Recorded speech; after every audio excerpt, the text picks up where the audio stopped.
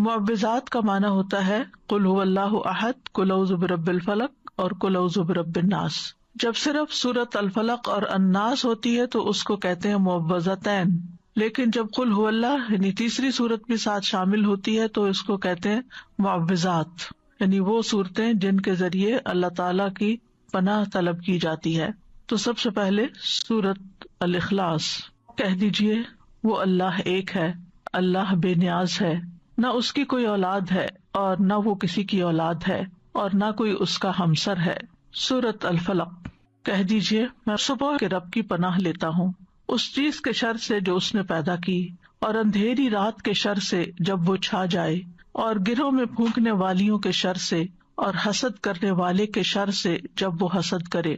سورۃ الناس، کہہ دیجئے میں پناہ لیتا ہوں لوگوں کے رب کی، لوگوں کے بادشاہ کی، لوگوں کے معبود کی، وسوسہ ڈالنے والے کے شر سے جو پلٹ پلٹ کر آنے والا ہے، جو لوگوں کے سینوں میں وسوسہ ڈالتا ہے جنوں اور انسانوں میں سے۔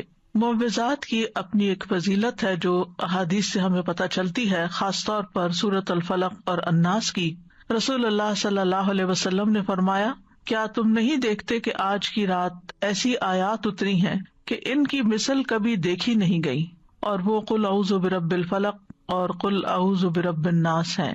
اسی طرح مسند احمد کی ایک روایت میں آتا ہے، ابن عابس الجہنی روایت کرتے ہیں کہ رسول اللہ صلی اللہ علیہ وسلم نے ان سے فرمایا، اے ابن عابس، کیا میں تمہیں تعوذ کے سب سے افضل کلمات کے بارے میں نہ بتاؤں، یعنی جن سے کوئی پناہ لے، جن سے تعوذ کرنے والے تعوذ کرتے ہیں، یعنی پناہ لینے والے پناہ لیتے ہیں۔ میں نے عرض کیا، یا رسول اللہ کیوں نہیں؟ تو آپ نے فرمایا، یہ دو صورتیں ہیں، قل اعوذ برب الفلق اور قل اعوذ برب الناس۔ جو شخص صبح و شام ان کو 3 بار پڑھتا ہے وہ اسے ہر چیز سے کافی ہو جاتی ہیں۔